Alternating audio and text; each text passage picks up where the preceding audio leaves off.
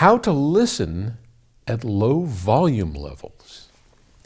All right, Rob in Calgary, Canada wants to know how to do that. He says, Paul, although I love to turn the music up as much as anyone else, that isn't always appropriate late at night, or even if I'm just trying to relax with some quiet music.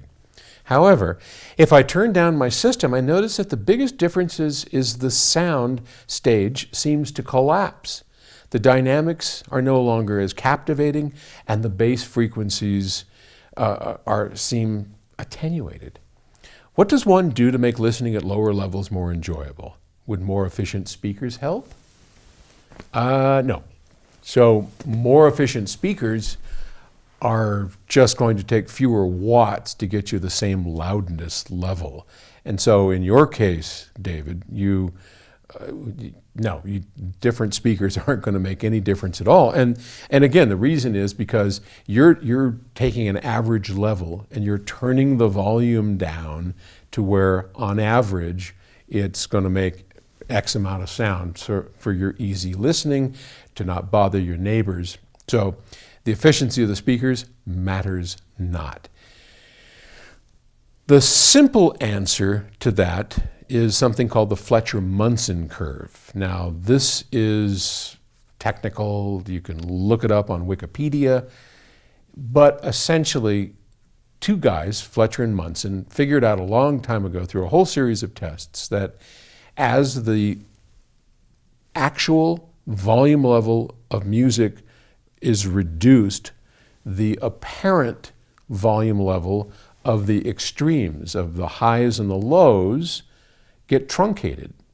So as you turn down the volume, we know that the frequency response remains flat, right? So I don't care where you turn the volume knob on this system, everything remains flat. So the bass is going to be just exactly the same proportion as the mid-range or the tweeters, no difference. I can measure that, I can tell you that for a fact. But the perceived difference, and this is what Fletcher and Munson came up with, starts rolling off like this. And we perceive the bass to be less, and we perceive the treble to be less. And so years ago, and still today, there are products that have what are called loudness controls.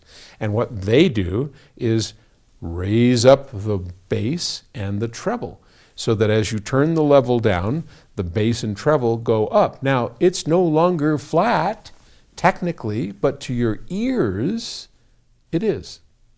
Okay? This is just one of these weird psychotic, probably psychoacoustic things that happen. Our ears hear this happening, and we do this to compensate, and then it sounds flat. So that's the first thing that you could wind up doing.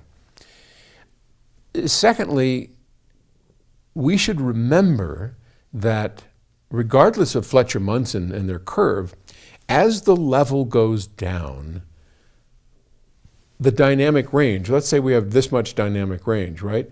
And as you turn the level down, well, you have the same dynamic range, but at some point, the low notes are going to become so low that we don't hear them anymore.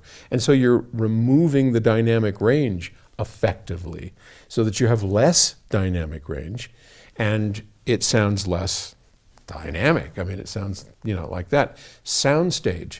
We know that soundstage image is dependent on level.